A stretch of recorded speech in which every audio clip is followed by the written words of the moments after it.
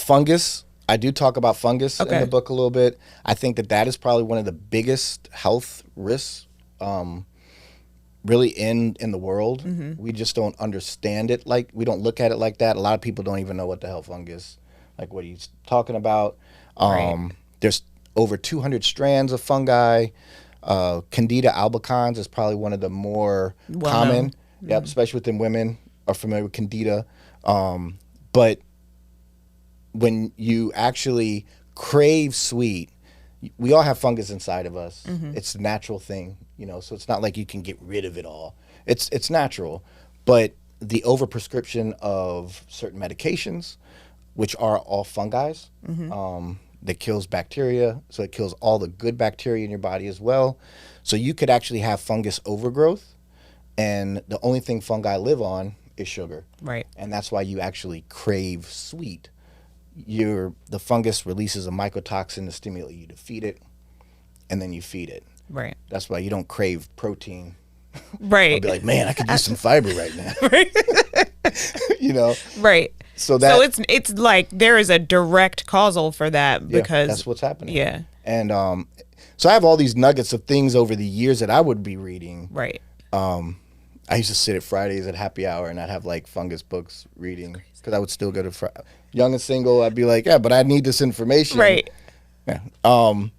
But these nuggets of like damn, like, Right. wow, really? And so when you cut out carbs and sugar from your body, people now call it the keto flu, which is all BS. It's called Herxheimer's response. Okay. And that's the actual dying off of the fungus because you're starving it. Right. That's why you feel sick, because you're going through withdrawal. That makes sense. Just like an alcoholic or a drug addict, like you go through withdrawal. How long does the withdrawal typically take? Depending on the person, Yeah. depending on how much of a fungal problem they have, probably 2-3 days, a week. But essentially, the fungus is dying off. It's released into the bloodstream. Essentially, it's passed out. You eliminate it out of your body. Right. But that's what's causing that to happen is you're restricting now the food source. Right. So stuff like that. I don't think I really go into, because certain things I was like I couldn't really reference it. So it's also a reference book. Right. You know what I mean? Like I have like tons of. It is a researched and referenced book. Yeah. But like certain fungi under a microscope can look identical to cancer, like a cancer cell. So now if you chemo the person, Right. but it's not. But that's not what they actually had. And now they've actually died. They died from the radiation from the chemotherapy Right. when it was a fungal problem. And I think that's why sometimes when you go the holistic road, the person drastically changes their eating, Right. right? And now the cancer went in remission. Right. It might not have been cancer in the first place. It might have been a fungal problem amazing. that looks like cancer, but we don't look and screen for fungus like Right. that,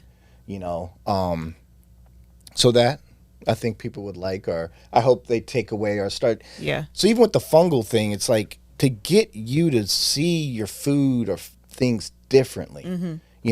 I know personally around the holidays, I will probably eat more cake or more things that probably have higher sugar count. But when I restrict it again, I'll start to feel nauseous. But it's like, it's Herxheimer's response. Right. Like I know, And I'm not what's going to give actually- in to that. and I know what's happening. Right. So to make it where it's like, oh, now this is how it becomes lifestyleable. Right. How do you really live a healthy lifestyle?